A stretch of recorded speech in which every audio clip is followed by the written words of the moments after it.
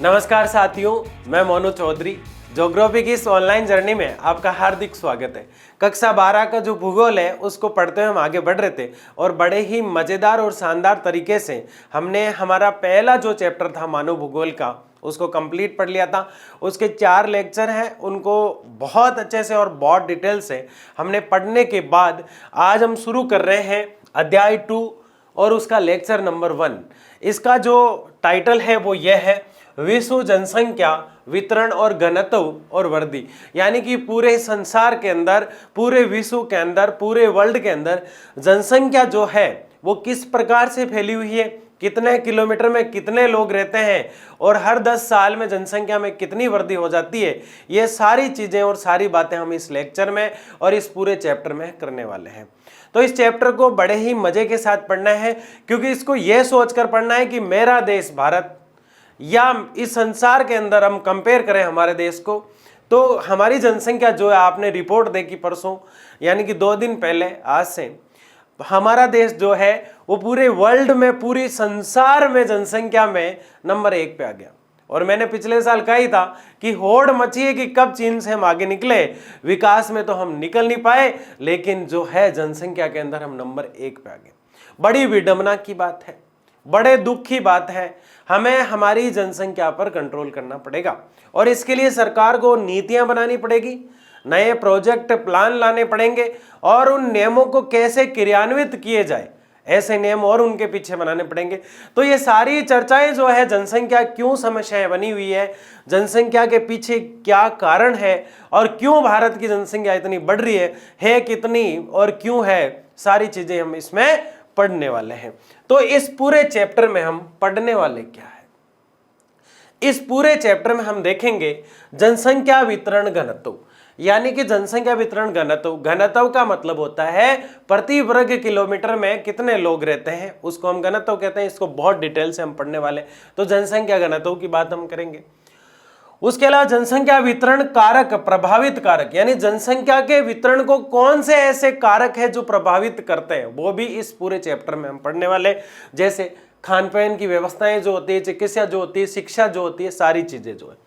जनसंख्या वृद्धि, यानी कि हर 10 साल बाद जनसंख्या वृद्धि, जनसंख्या का आंकड़ा और जनगणना की जाती है। 1872 से शुरू हुई और फिर 1881 में हुई, फिर उसके बाद हर 10 साल में हो रही है। लॉर्ड मेयो और लॉर्ड रिपन जैसे लोगों ने शुरू किया था। तो उस प्रकार से जनसंख्या वृद्धि जो है 10 साल में कितनी हो जाती है, इस पर भी हम चर्चा करने वाले। इसके अलावा प्रवास की चर्चा हम करेंगे। प्रवास क्या है, ये कई तरह का होता है, उत्प्रवास, आप्रवास, प्रतिकर्ष, अपकर्ष, यानी एक स्थान से दूसरे स्थान पर लोग बस रहे हैं, तो इसके पीछे कारण क्या है, इसको भी हम बहुत डिटेल से पढ़ने वाले हैं, इसलिए हम थोड़ा थोड़ा डिस्कस कर रहे हैं, ठीक है ना। जनसंख्या स्थानिक प्रारूप, यानी किसी स्थान, कोई स्थान जो है, कोई जगह जो है, कोई पर्टिकुलर पैलेस जो है, वो जनसंख्या को किस प्रकार आकर्षित करता है, वो जनसंख्या को किस प्रकार अपनी ओर खींचने का प्रयास करता है, वो प्रारूप क्या है, उसको भी हम देखेंगे। प्रारूप। जनांकीय संक्रमण, इसका मतलब यह है कि गांव के लोग शहरों में जा रहे हैं तो क्यों जा रहे हैं, यह कहलाता है जनांकीय संक्रमण। तो इसको भी हम डिटेल से देखेंगे।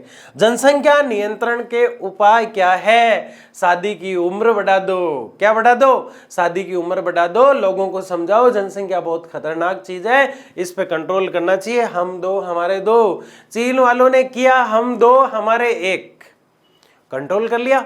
पहला स्थान जो चीन का था, पहला स्थान उसने भारत को दे दिया और खुद अब दूसरे स्थान पे चला गया। ये अच्छी बात नहीं है, भारत में पहला स्थान भारत का आना बहुत दुखी और बहुत ही विडंबना की बात है, मैंने शुरू में ही कह दिया। अब जनसंख्या पर कंट्रोल करना बहुत जरूरी है और ये प्रत्येक नागरिक की जिम्मेदारी बनती है। ये नहीं कि वहां से घोषणाएं होगी और वो लागू हो जाएगी।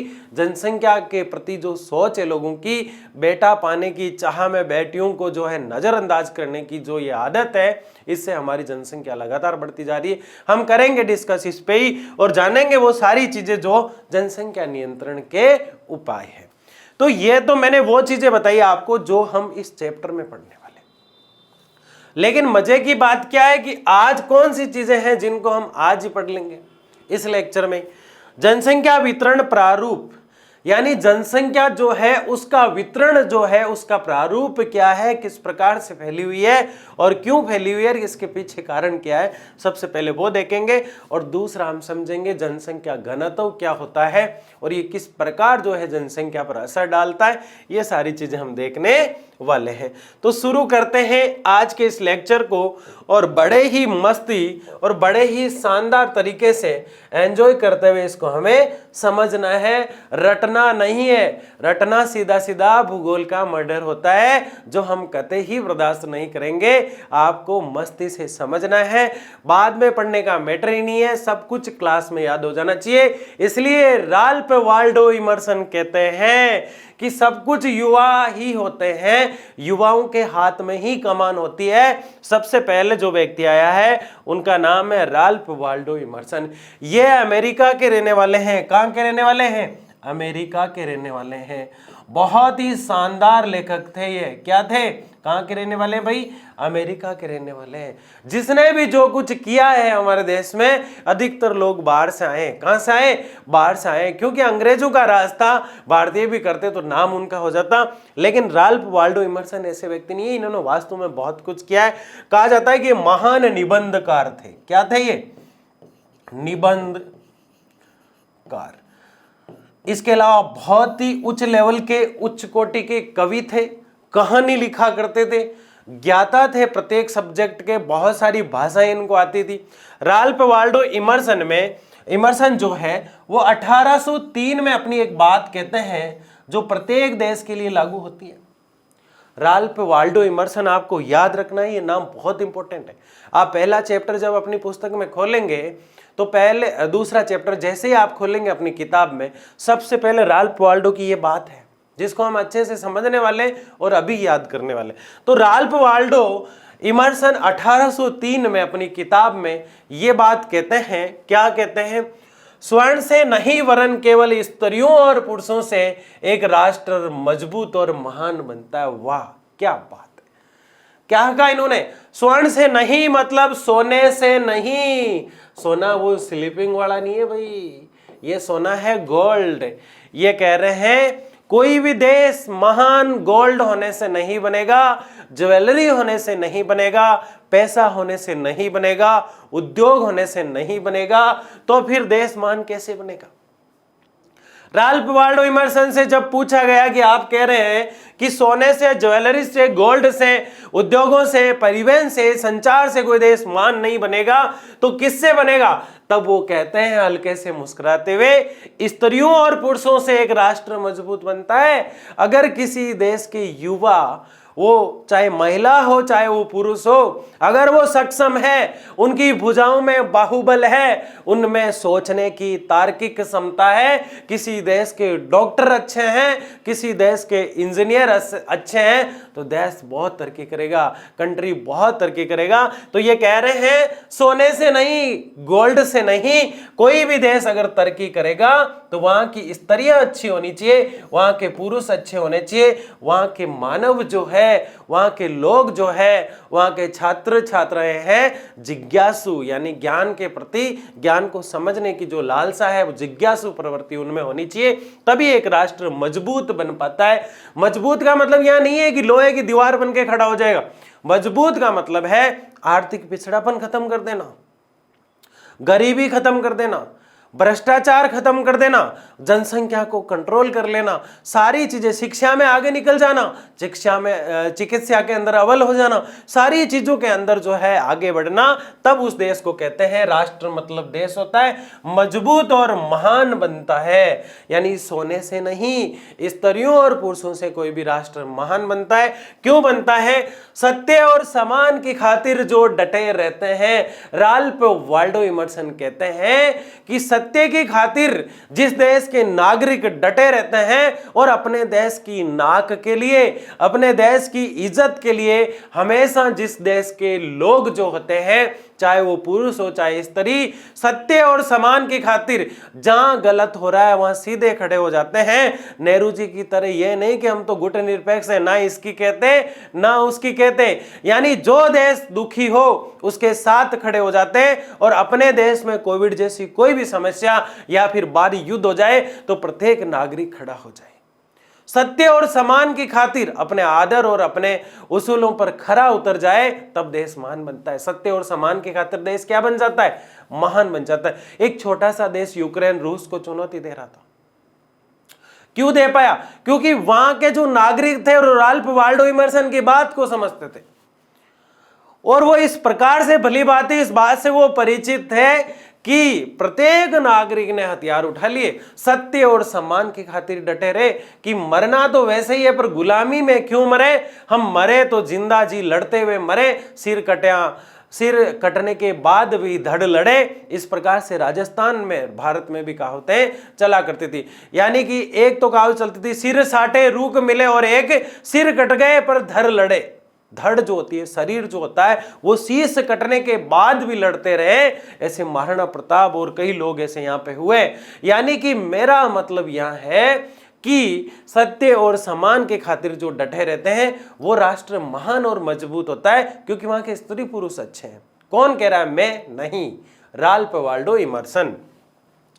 कष्ट झेलते हैं जो परिश्रम करते हैं, यानी जिस देश के नागरिक कष्ट झेला करते हैं, दुखों को झेला करते हैं, अपने देश के लिए बॉर्डर पर खड़े रहते हैं, अपने देश के लिए अंदर बैठे हुए पूरे देश में जहां जहां लोग बैठे रहते हैं, प्रत्येक जो है हमारा झंडा जो होता है उसका सम्मान करते हैं और झंडे के लिए सर कलम करवाने को भी तैयार रहते हैं, परिश्रम करते हैं। बहुत अच्छी बात की है राल्फ वाल्डो इमर्सन ने। जब अन्य निद्रामगन होते हैं, जो साहस दिखाते हैं, जब अन्य भाग खड़े होते हैं, जब बाकी लोग सो रहे होते हैं, लेकिन जो लोग जग रहे होते हैं वो वास्तव में इतिहास रच जाते हैं।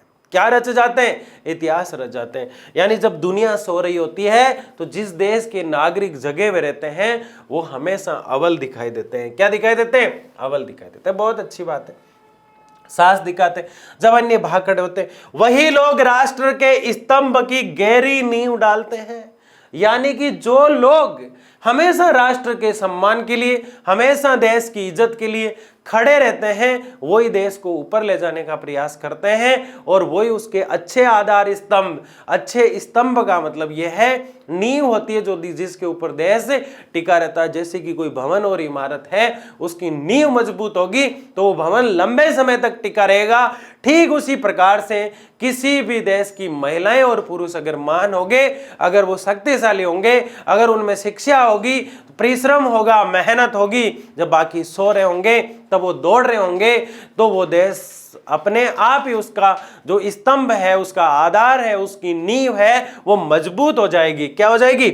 और वो देश आकाश तक ऊंचा उड़ जाएगा। इसका मतलब ये नहीं कि देश को उठा के आकाश तक दिखा दिया जाएगा, ये रो हमारा देश।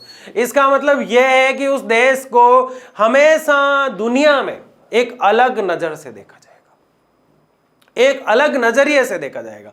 पूरे विश्व में उसका सम्मान होगा, चाहे वो यूनाइटेड नेशन यूएनओ हो, चाहे वो अंतरराष्ट्रीय न्यायालय हेग हो, जहां जहां जाएंगे उस देश को अलग से देखा जाएगा।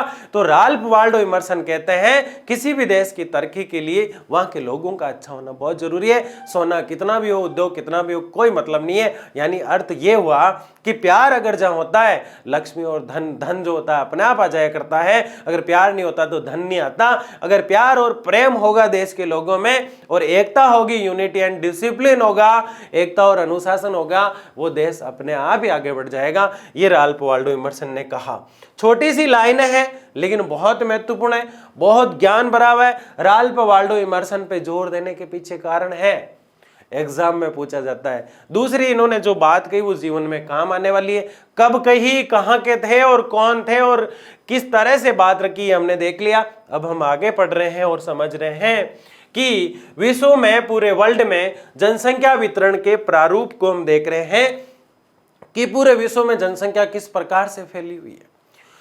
पूरे विश्व में जनसंख्या इस प्रकार से फैली हुई है जैसे चींटियां जो होती है ना, उस प्रकार से। बहुत ज्यादा मामला खराब है, देखिए आप इस इमेज में, है ना। महिलाएं पुरुष बच्चों को घर छोड़ छोड़ के आए थे ना, कितनी भीड़ लगी हुई है। विश्व की जनसंख्या असमान रूप से वितरित है। क्या मतलब हुआ? असमान रूप से वितरित का मतलब है कई ज्यादा लोग देखने को मिलते हैं, कई कम लोग देखने को मिलते हैं, कहीं जो है बिल्कुल भी देखने को नहीं मिलते। मैं आपको कुछ एग्जांपल दूं जिससे आप समझ आएंगे। जैसे राजस्थान का जैसलमेर है, राजस्थान का जैसलमेर, वह आप जाके देखेंगे तो वहां प्रति वर्ग किलोमीटर जनसंख्या घनत्व कहते हैं, हम समझने वाले हैं, थोड़ा सा हम बेसिक बता दूं।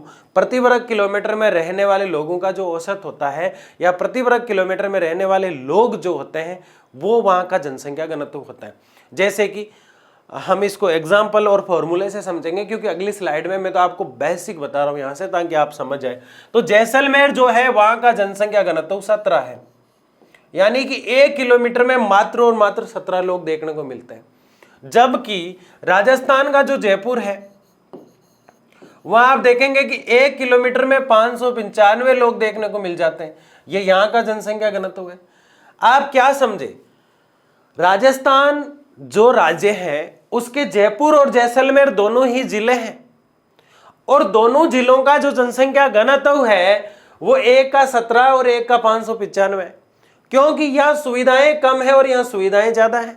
चिकित्सा सुविधाएं, औद्योगिक सुविधाएं, परिवहन की सुविधाएं, संचार की सुविधाएं ज्यादा अगर मिलती है तो वो कहां मिलती है? जयपुर में मिलती है, इसलिए यहां लोग ज्यादा रह रहे हैं, और जैसलमेर में कम मिलती है इसलिए कम है। तो क्या आपको समान वितरण दिखाई दे रहा है? एक समान दिखाई दे रहा है कि जैसलमेर में 17 है तो जयपुर में भी 17 है? नहीं है ना, समान वितरण नहीं दिखाई दे रहा हमें, इसलिए इस प्रकार जनसंख्या का जो फैलाव है उसको हम असमान वितरण कहते हैं। उसको हम क्या कहते हैं? असमान वितरण। बात आई समझ में लाडले? फिर भी अगर नहीं आई है तो एक एग्जाम्पल और दे दिया जाता है जिससे आपकी रूह कांप जाएगी सुनते ही। अगर अंडमान निकोबार की हम बात करें, कहां की? अंडमान निकोबार, ये तो एक राजस्थान का छोटा एग्जाम्पल लिया मैंने। अंडमान निकोबार की अगर हम बात करें तो अंडमान निकोबार में 17 लोग ही रहते हैं, जैसे राजस्थान के जैसलमेर में रहते हैं। बात ये मजे वाली नहीं है कि यहां कम रह रहे, बात ये मजे वाली है कि मुंबई जो है महाराष्ट्र में, मुंबई जो है महाराष्ट्र में, वहां का जनसंख्या घनत्व जो है वो कितना है? 31,700, यानी 1 किलोमीटर के अंदर 31,700 लोग रह रहे हैं। आप सोचो कैसे रह रहे होंगे, कैसे खा रहे होंगे, कैसे पी रहे होंगे, कैसे सो रहे होंगे। क्या आपको समान वितरण दिखाई दे रहा है? बिल्कुल भी नहीं, असमान वितरण है। अंडमान निकोबार में तो 17 ही है, ये तो खाली पड़ा है। जबकि देखो यहां क्यों? क्योंकि यहां सुविधा ज्यादा है। अगर दिल्ली की बात हम करें, दिल्ली, तो दिल्ली का जनसंख्या घनत्व अगर हम देखें तो दिल्ली अकेली जो है बहुत ज्यादा जनसंख्या घनत्व जो है वो लेके बैठी है। लगभग 12,297 लोग आज की डेट में वहां रहते हैं पर किलोमीटर।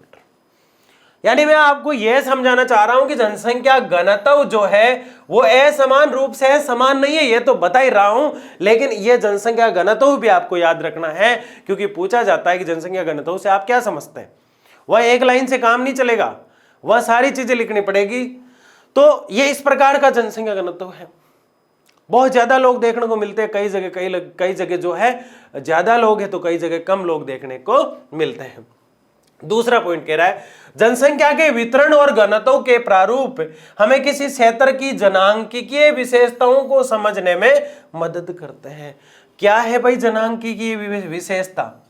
जनांकीय विशेषता का मतलब है, बहुत आसान शब्दों में अगर हम समझे तो हमारे लेक्चर फ्लो में जगह पड़ी थी, उस जगह में जाके इसको हम समझ लेते हैं। क्या देखना था हमें?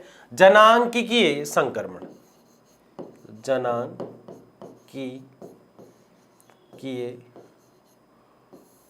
संक्रमण क्या है भाई? जनांकीय संक्रमण बहुत आसानी से समझ रहे हैं इसको। देखो यह है गांव, बहुत अच्छी बात है। गांव में आपको पता है या तो मिलेंगे मजदूर, कौन मिलेगा गांव में? या तो मिलेंगे मजदूर या मिलेगा गांव में किसान। यानी कि गांव में जो लोग होंगे वो खेती करने वाले लोग होंगे, यानी खेतीहर होंगे। कैसे होंगे? खेतीहर। यहां तक बात समझ में आ गई। गांव में या तो खेती करने वाले मिलेंगे या मजदूर मिलेंगे या खेतिहर मिलेंगे। लेकिन पानी की कमी होगी आजकल, कुएं जो है सूख गए, सूखा पड़ने लग गया है। क्या पड़ने लग गया? सूखा पड़ने लग गया भाई, सूखा। ठीक है, इससे क्या फर्क पड़ा? इससे फर्क पड़ेगा ये जो लोग हैं गांव के, ये सीधे सीधे गांव से नगर की ओर आने लग गए। किस तरफ आने लग गए?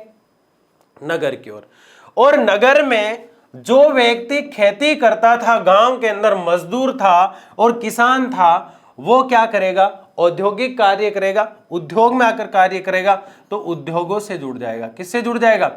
जो किसानी करता था वो अब उद्योगों से जुड़ चुका है। इसीलिए जो है गांव के लोग जो नगर में आ रहे हैं, वो जो संक्रमण है, यानी यहां के लोग वहां जा रहे हैं, उसको एक संक्रमण का नाम दिया गया, क्योंकि वो जनसंख्या बढ़ाएगा वहां पे। और ये पूरा जो शब्द है ये बन जाता है लोगों का संक्रमण, यानी जनांकिकीय संक्रमण।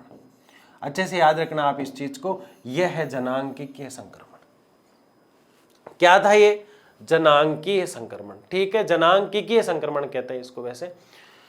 तो ये जनांकीय विशेषताओं को समझने में मदद करते हैं। कहां लोग कितने हैं, कितने रह रहे हैं, क्यों रह रहे हैं आदि में सहायता अगर करता है तो जनसंख्या वितरण का प्रारूप है।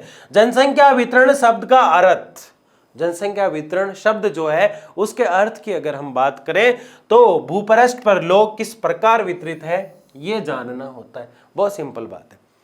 दुनिया में, धरती पर किस प्रकार से लोग रहते हैं, यही जनसंख्या वितरण कहलाता है। बस बहुत आसान चीज थी। आगे अगर हम देखें तो इसी चीज को पढ़ते हुए हम आगे बढ़ रहे हैं। विश्व की यानी पूरे वर्ल्ड की जनसंख्या का 90% इसके 10% स्थल भाग में निवास करता है। यानी कि कितना? 90% लोग जो है वो 10% पे ही रहते हैं। इसको मैं एक एग्जांपल से समझाता हूं। जैसे हमने देखा जैसलमेर में 17 लोग हैं, बाकी हम अंडमान निकोबार में देखे वहां 17 लोग हैं। दिल्ली में हमने देखा कि 31,700 लोग रह रहे, उसमें बॉम्बे के अंदर 31,700 लोग रह रहे, जबकि दिल्ली में 12,297 लोग रह रहे। तो ये जो असमान वितरण है इसी के लिए कहा गया है। जैसे कि एक खेत है, यहां पे हम देख रहे हैं ये एक खेत है, इसी को मान लेते हैं। इस खेत में ये जो क्षेत्र है इस खेत का, ये पूरा जो क्षेत्र है, ये बाकी का ये पूरा खाली है, क्योंकि यहां ना तो जल है, खेत है मतलब जल की सुविधा नहीं है, या फिर कुआं जो है इस तरफ रह गया, यहां पे कुआं है तो यहां जल है, यहां जल नहीं है। ठीक है, इस खेत में इस क्षेत्र की मिट्टी जो है वो तो उपजाऊ है, उपजाऊ है, इसकी उपजाऊ नहीं है इसकी, है ना। मतलब इसमें जो चीज होगी वो नहीं होगी, मतलब जल की कमी होगी इस स्थान पर, उपजाऊ जो है नहीं दिखाई देगा यहाँ पे, यहाँ की मिट्टी जो है कम उर्वरक होगी, जबकि इस क्षेत्र की मिट्टी ज्यादा उपजाऊ होगी। मैं आपको यह बताना चाह रहा हूं कि एक ही खेत में खेती इस स्थान पर ज्यादा हो रही है, इसका मतलब पूरा खेत तो 100% है, लेकिन खेती के लायक जो खेत है वो तो मात्र 10% ही है। तो जो खेती करने वाले लोग होंगे वो कहां बैठे हैं? 10% में। इसलिए पूरा क्षेत्र तो 100% है, लेकिन काम कितने पे हो रहा है? 10% पे। तो 90% जो लोग हैं, जो 90% जो लोग हैं वो तो इसमें बसे हुए, 10% जो है इसमें रह पीछे। उल्टा हुआ कि नहीं हुआ? फिर भी आपको समझ में नहीं आया तो मैं आपको ये बताना चाह रहा हूं कि आप इसको एक एग्जाम्पल से समझ आएंगे। कैसे? मुंबई की बात हम कर रहे थे, महाराष्ट्र की बात हम कर रहे थे, मुंबई के महाराष्ट्र की बात हम कर रहे हैं। यहां गुजरात से कुछ कुमार जाति के लोग यहाँ आए और उन जाति के लोगों ने एक बस्ती बसाई जिसको हम कहते हैं धारावी बस्ती। धारावी बस्ती। इस बस्ती के अंदर हम देखेंगे तो 1986 के आसपास की बात मैं आपको बता रहा हूं। उस समय 5 लाख लोग थे। 5 लाख लोग। कितने लोग? 5 लाख लोग। लेकिन आज की स्थिति की अगर हम बात करें तो यहां 10 लाख लोग हैं। 10 लाख। आश्चर्यचकित करने वाले आंकड़े अब आएंगे। इस पूरी बस्ती का जो क्षेत्रफल है वो मात्र 1.7 किलोमीटर है। अब इतनी सी जगह में इतने लोग, अडानी जो ग्रुप है उसको दिया गया कि इसको रीडेवलप किया जाए, तो अभी तक 7 साल से प्रोजेक्ट ही चल रहा है कि इसको रीडेवलप किया कैसे जाए। सार्वजनिक टॉयलेट होंगे, एक रूम के अंदर पूरा पूरा परिवार भरा पड़ा है, एक रूम के अंदर पूरा परिवार भरा पड़ा है, यानी छोटा सा जिसके अंदर हमारा स्टूडियो सेटअप लगा हुआ है, इतने में तो पूरा परिवार रहता है। एक खाट यहाँ लगी हुई, फिर खाट के ऊपर खाट लगी हुई, फिर खाट के ऊपर खाट लगी हुई, है ना। तो फिर हालत कैसी है? क्या पूरी मुंबई के अंदर हालत ऐसी है? नहीं, ये तो मुंबई का मात्र आधा % ही नहीं है, कुछ भी नहीं है, फिर भी यहाँ लोग ज्यादा रह रहे हैं। इसका मतलब यह है कि 90% इसके 10% स्थल पर रह रहे हैं, यानी कि बॉम्बे के जो अधिकतर लोग हैं, हम एग्जाम्पल से ऐसे भी इसको समझ सकते हैं कि बॉम्बे के 90% लोग धारावी बस्ती में बस गए है। नहीं, मैं तो आपको समझा रहा हूं। जैसे माना जाए एक गांव है, उसका जो बस स्टैंड है, या फिर एक शहर जो है उसका जो बस स्टैंड होता है शहर का, वहां पे लोगों की भीड़ ज्यादा होती है, जबकि वो पूरे शहर का बस स्टैंड जो है वो पूरे शहर का मात्र 10% है, बाकी शहर पूरा 90% है, पूरा फैला हुआ। यानी 100% में अगर पूरा शहर फैला हुआ है तो 10% के अंदर तो मात्र बाजार है उसका, बाकी 90% पूरा शहर है। अब वो 10% जो जगह है उसमें सुबह सुबह सब लोग आ जाते हैं, तो 90% क्षेत्र के लोग उस 10% में आ गए। ऐसा ही होता है कि पूरी दुनिया या पूरे भारत में जो लोग जो होते हैं उनका वितरण जो है जनसंख्या का वो समान नहीं है, कहीं ज्यादा देखने को मिलता है, कहीं कम देखने को मिलता है। जैसलमेर में कम लोग रह रहे हैं जबकि क्षेत्रफल बहुत ज्यादा है। तो पूरे राजस्थान की अगर बात कर ले हम समझने के लिए, तो पूरे राजस्थान का जो क्षेत्रफल है उसका जैसलमेर बहुत कम है, वैसे बहुत बड़ा जिला है जैसलमेर, लेकिन कम है, तो जनसंख्या भी वहां कम रह रही है। इसका मतलब क्षेत्र तो बहुत है लेकिन लोग कम रहे। जनसंख्या तो वो मान लिया जाए राजस्थान की 90% लेके बैठा है, लेकिन लोग वहां 10% ही रह रहे हैं राजस्थान की पूरी जनसंख्या के। आप यहां से बात को पकड़ो कि किसी क्षेत्र में, क्षेत्र पूरा 100 बीघा जमीन है किसी के पास, लेकिन 100 बीघा जमीन में जितने लोग रहने चाहिए उतने नहीं रह रहे, मात्र बहुत कम लोग रह रहे, यानी कि अनुपात जो है वो नहीं बैठ रहा है, ये कहलाता है असमान वितरण। ठीक है, विश्व के पूरे वर्ल्ड के 100 सर्वाधिक आबाद देशों में विश्व की लगभग 60% जनसंख्या रहती है। जैसे भारत है, चीन है, इनमें जनसंख्या ज्यादा है, लेकिन कई देश ऐसे हैं जो खाली पड़े हैं, जहां अगर बच्चा हो तो इनाम दिया जाता है। मतलब ऐसे देश भी, आप बता दो सर कहां है ना। मतलब ऐसे कंट्री भी है जहां बच्चे हो, ज्यादा बच्चे हो तो इनाम दिया जाता है कि वो अपनी जनसंख्या को बढ़ाना चाहते हैं क्योंकि उनके पास क्षेत्र बहुत है, लेकिन रक्षा की दृष्टि से वो अपने आप को कमजोर समझते हैं। वो सोचते हैं कि जनसंख्या ज्यादा होनी चाहिए क्योंकि उनके पास क्षेत्र है। वो क्षेत्र तो है लेकिन लोग कम है, वहां पे लोग कम है, यानी लोगों का प्रतिशत कम है, क्षेत्र का ज्यादा है। लेकिन कई देश ऐसे हैं जहां क्षेत्र कम पड़ रहा है और जनसंख्या ज्यादा है, जैसे भारत, चीन। अब पहले हम भारत का नाम बाद में लेते थे, चीन का पहले लेते थे, लेकिन बड़ी ही दुख की बात है अब हमें चीन का बाद में लेना पड़ता है। क्यों? क्योंकि भारत नंबर 1 पे आ गया, 60% जनसंख्या निवार्त करती है, इनमें से एशिया में 6 अवस्थित है। मतलब पूरे वर्ल्ड के अंदर अगर हम देखें तो जनसंख्या में जिन देशों की जनसंख्या ज्यादा है, जहां का क्षेत्रफल कम है, यानी जमीन कम होते हुए लोग ज्यादा है, उन देशों की लिस्ट की अगर बात करें तो हमारे एशिया में वो 6 हैं। 2 तो यही आगे, टिंकू और मिंकू, भारत और चीन, है ना।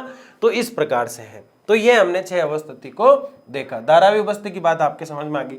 देखो इस प्रकार से जनसंख्या है, यहाँ जनसंख्या भर भर के है। ये अभी तक चीन ही दिखाया गया है डायग्राम में, तो आपको चीन ही पहले करना है, फिर भारत को दिखाया गया है। वो तो यूएनओ की 2 दिन पहले रिपोर्ट आई, उसको मैं पढ़ रहा था, उसमें भारत प्रथम स्थान पर आ गया। तो अभी तक आंकड़ा यही चल रहा है, तो आपको तो यही लिख के आना। चीन जो है उसकी जनसंख्या जो है वो लगभग 1400 करोड़ के आसपास है। किस में दी गई है जनसंख्या? करोड़ में दी गई है, 1400 करोड़ के आसपास। यानी कि मैं आपको यहां यह बताना चाह रहा हूं कि ये जो जनसंख्या है ये चीन की बात कर रही है। देखो ये डायग्राम चीन का यहां तक आ रहा है, ये इसका आंकड़ा दिया गया 1400 तक पहुंच गई। भारत की 1200 से, यानी 121 करोड़ है, आपको पता है।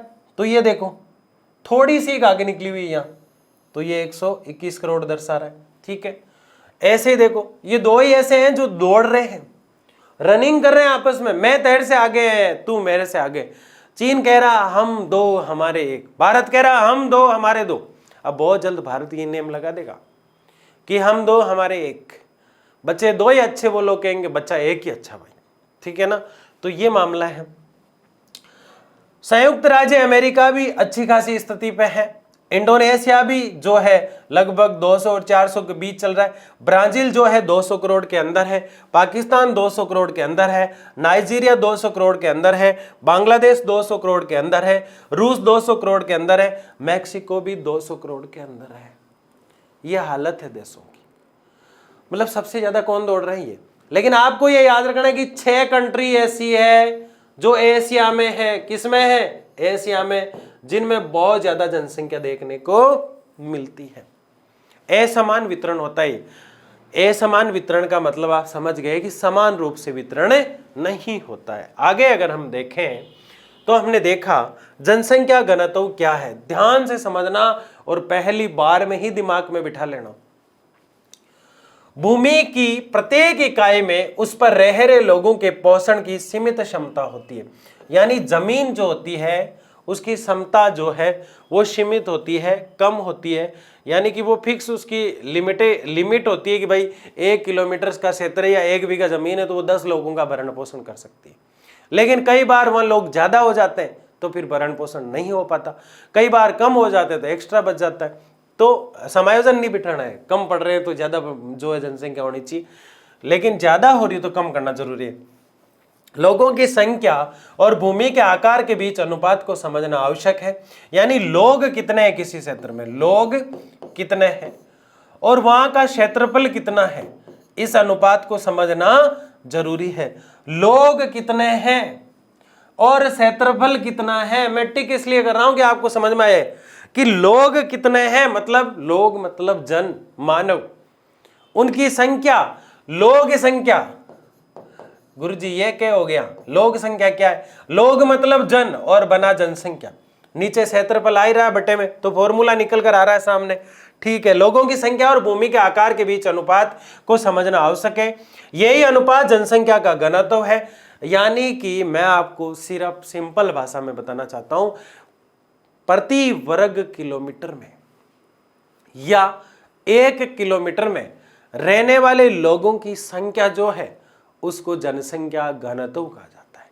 यानी कि 1 किलोमीटर में कितने लोग रह रहे हैं उसको जनसंख्या घनत्व कहा जाता है। मोस्टली ऐसे याद रखना है। बाकी लैंग्वेज देखिए आप, लोगों की संख्या और भूमि के आकार के बीच अनुपात को समझना आवश्यक है। यही अनुपात जनसंख्या घनत्व कहलाता है। यह सामान्यतः प्रति वर्ग किलोमीटर में रहने वाले व्यक्तियों के घनत्व के रूप में मापा जाता है। या सामान्यतः किस में नापा जाता है? प्रति वर्ग किलोमीटर में रहने वाले व्यक्तियों का घनत्व के रूप में मापा जाता है। यानी कितने लोग रह रहे हैं, 1 किलोमीटर में कितने लोग जो है वो रह रहे हैं, इस हिसाब से इसको नापा जाता है। जनसंख्या का घनत्व कैसे निकाला जाता है? सबसे पहले जैसे मान लिया जाए कि ये मेरा गांव है। क्या है ये? मेरा गांव। मुझे इसका क्या निकालना है? जनसंख्या घनत्व। अब मेरे गांव को मैं देख रहा हूं और समझ रहा हूं कि मेरे गांव में 100 बीघा जमीन है। कितनी है भाई? 100 बीघा जमीन। तो ये क्या हुआ इसका क्षेत्रफल? क्षेत्रफल कितना है? 100, ठीक है। अब मेरे पूरे गांव में जो है लगभग 20 लोग हैं। कितने लोग हैं भाई? तो जनसंख्या कितनी है मेरे गांव की? 20। जनसंख्या कितनी है? 20। तो इस प्रकार से क्षेत्रफल को निकाला जाता है, जो कि बहुत ही आसान है और बहुत आसानी से समझ में आ जाता है। सीधा सीधा निकल जाता है और बहुत आसानी से निकल जाता है। तो इसको बहुत अच्छे से हमें करना है ताकि अच्छे से समझ में आ जाए। तो हमने इस चीज को देखा और समझा। लेकिन जनसंख्या घनत्व जो होता है वो हमें ये तो बताता ही है कि प्रति वर्ग किलोमीटर में कितने लोग रह रहे हैं, लेकिन इसके साथ ही हमें एक बहुत ही महत्वपूर्ण जानकारी और देता है कि वहां सुविधाएं कैसी हो सकती है। अगर किसी स्थान पर जनसंख्या घनत्व ज्यादा है, इसका मतलब वहां चिकित्सा सुविधाएं ज्यादा है, इसका मतलब वहां पे शिक्षा ज्यादा है, इसीलिए लोग वहां आना पसंद कर रहे हैं। वो क्षेत्र लोगों को अपनी तरफ आकर्षित कर रहा है, जिसको कहते हैं अपकर्ष या आप्रवास। आप्रवास कोई स्थान पर कोई व्यक्ति करता है, मतलब लैंडिंग करता है, आप्रवास कहलाता है। वहां आकर रहता है तो इसका मतलब वहां पे सुविधाएं ज्यादा है। अपकर्ष का मतलब अपनी ओर आकर्षित करती है वो चीजें उसको। लेकिन सुविधाएं वहां पे ज्यादा है, जनसंख्या घनत्व जहां पे ज्यादा है, शिक्षा है, रोजगार है, सारी चीजें हैं, लेकिन जनसंख्या घनत्व लगातार अगर बढ़ता जाता है तो उस क्षेत्र के लिए नुकसानदायक होता है। अगली स्लाइड में हम एक एग्जाम्पल लेंगे जो हमारी किताब में दे रखा है और जिससे हम समझेंगे कि वास्तव में इसको कैसे निकाला जाता है। हमने एक छोटा एग्जाम्पल लिया कि हमारे गांव का हम किस प्रकार निकाल सकते हैं। यहाँ एक बड़ा एग्जाम्पल लिया हुआ है, ए प्रदेश, हमने क्या किया, क्षेत्र ज्यादा ले लिया और लोग कम लिए, तो मतलब लगभग 5 बीघा जो जमीन है उस पर एक व्यक्ति देखने को मिला, क्योंकि हमने 20 और 100 का रेशो लिया था। यहां देखिए, क्योंकि मोस्टली जनसंख्या ज्यादा होती है, हमने एक छोटा एग्जांपल लिया लेकिन यह बड़ा है। लोग है किसी शहर में 1.5 लाख के आसपास, ए प्रदेश है, क्षेत्रफल 100 वर्ग किलोमीटर है। कितना क्षेत्रफल है, क्योंकि हमारा जो फॉर्मूला है वो क्या है, जनसंख्या बटे में क्षेत्रफल। ठीक है, कैसे, तो क्षेत्रफल यानी कि कितना वर्ग किलोमीटर जमीन है, 100 वर्ग किलोमीटर, कितने लोग हैं, 1.5 लाख।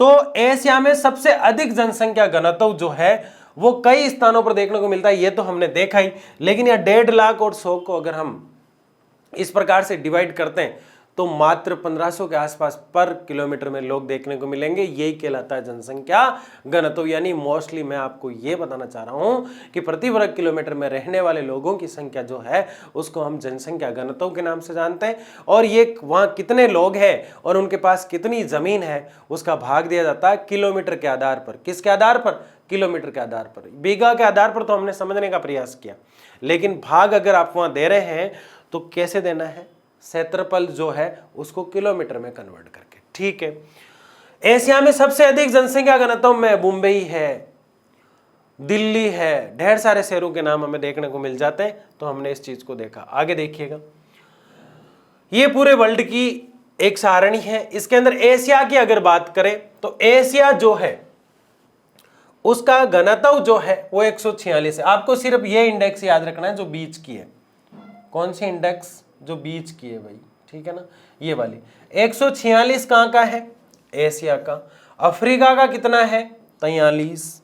ठीक है, यूरोप का कितना है, 33। लैटिन अमेरिका एवं कैरेबियन का कितना है, 32। उत्तरी अमेरिका का कितना है, 20, और ओशिनिया का मात्र 5। यानी कि हम ये कह रहे हैं, क्यों एशिया का ज्यादा क्यों दिखाई दे रहा है, क्योंकि आपको पता था कि 6 कंट्री ऐसी थी, कितनी कंट्री, 6 कंट्री ऐसी थी, जो 6 देश ऐसे थे जो एशिया में और जहां की जनसंख्या ज्यादा है। 6 देश एशिया में थे जिनकी जनसंख्या ज्यादा है, और उसमें सबसे ऊपर था चीन और भारत। तो अब भारत ऊपर है, मैंने बता दिया था आपको ये। ठीक है, तो एशिया में 6 देश ये आ गए, तो एशिया का 146 जो है वो क्या है, जनघनत्व। इसका मतलब यह है कि एशिया की पूरी जनसंख्या को अगर हम देखें तो प्रति किलोमीटर के हिसाब से अगर निकाला जाए तो 146 लोगों को 1 किलोमीटर क्षेत्र मिलता है।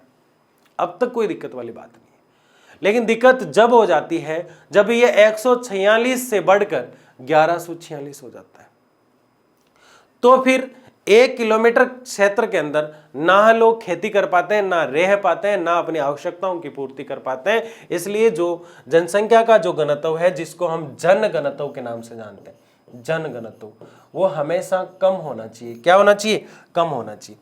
अब यहां पे देखिए, ये देखिए 5 किसका, ओशिनिया का। यानी ओशिनिया जो है उसका सिर्फ और सिर्फ 5, यानी 1 किलोमीटर तक आप चले तो 5 ही लोग। क्या दूसरे किलोमीटर में जाएंगे तो ही 5 ही लोग होंगे, बिल्कुल भी नहीं। तो फिर कैसे हुआ जनघनत्व, यानी ये तो एवरेज निकाला गया है, औसत निकाला गया है। कहीं 5 है तो कहीं 7 है, कहीं 9 है तो कहीं 12 है, कहीं 15 है तो कहीं 2 ही है। सबको मिलाकर उस देश का जो पूरा क्षेत्रफल है, उस किलोमीटर का भाग उसकी वहां की जनसंख्या में दिया गया, तो एक एवरेज औसत निकल के हमारे सामने आ गया, वही कहलाता है जनसंख्या घनत्व। समझ में आया कि नहीं आया, कमेंट बॉक्स में जरूर बताना है। अब जैसे उत्तरी अमेरिका है वहां 20 है। अब ये क्या है, विश्व भाग में प्रतिशत। अब आप देखिए, अकेला एशिया 59.5% जनसंख्या को लेकर बैठा है। वो प्रतिशत से पता चल रहा है, जब ये देखो 0.5%। यानी इस देश को तो जरूरत है कि लोग बढ़े, इस पूरे क्षेत्र को तो जरूरत है कि लोग बढ़े, लेकिन इस महाद्वीप को जरूरत है कि जनसंख्या को रोके। क्योंकि 60% राउंड फिगर 60% जनसंख्या लेकर बैठा है जनगणना में एशिया, जबकि ओशिनिया को देखो आप 0.5% लेकर बैठा है। ऐसे ही देखो आप इसको दूसरे नंबर पे अफ्रीका, इन दोनों के लिए खतरा है एशिया और अफ्रीका। यहाँ का 43 है, फिर भी एशिया का देखो, मुझे तो घबराहट होती है इस आंकड़े को देखता हूँ जब, क्योंकि ये लगातार बढ़ता जा रहा है।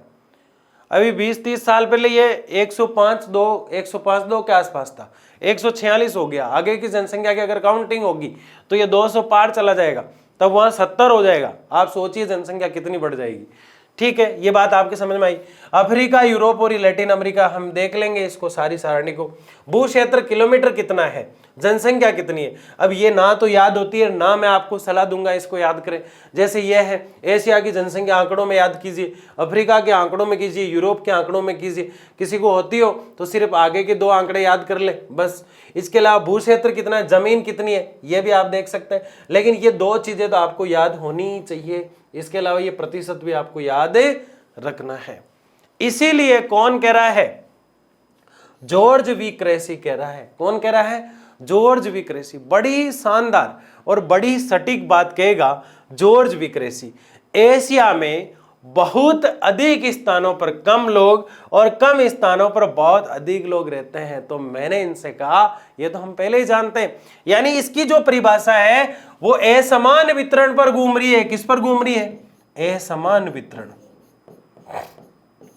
असमान वितरण, असमान वितरण का क्या मतलब है, यानी कि एशिया में बहुत अधिक स्थानों पर कम लोग, यानी एशिया में कई स्थान तो ऐसे हैं जहां लोग बहुत कम देखने को मिलते हैं, और कम स्थानों पर बहुत अधिक लोग, जैसे दिल्ली है, मुंबई है, वो तो भारत के हुए। उसके अलावा पूरे विश्व में अगर देखें तो एशिया महाद्वीप में जितने भी 52 या 53 कंट्री आते हैं, 53 कंट्री मान लेते हैं हम, 52 या 53 दोनों में से एक होता है, ठीक है, 53 कंट्री आते हैं, तो वो सारे जो कंट्री होते हैं उनमें कईयों में ज्यादा है जनसंख्या, कईयों में कम है, कई क्षेत्र ज्यादा तो लोग कम, कई लोग ज्यादा तो क्षेत्र कम। इस प्रकार से बात को जो कह रहे हैं, जेवी क्रेसी कह रहे हैं, जॉर्ज वी क्रेसी। 2 लोगों के नाम आपको याद रखना है, एक राल्फ इमर्सन जो था उसका नाम आपको याद रखना है, दूसरा जॉर्ज वी क्रेसी का नाम आपको याद रखना है। यह हमारा फर्स्ट लेक्चर था जो जनसंख्या घनत्व की बात करते हुए जनसंख्या के असमान वितरण की बात कर रहा था। हमने अच्छे से इसको समझने का प्रयास किया है और बहुत शानदार तरीके से हमने इसको पढ़ा है। लाइक करना है, शेयर करना है, सब्सक्राइब करना है। जो कुछ भी समझ में नहीं आए कमेंट बॉक्स में मुझे बताना है, मैं उसका सॉल्यूशन जरूर लेके आऊँगा। मिलते हैं अगले लेक्चर में, तब तक के लिए धन्यवाद।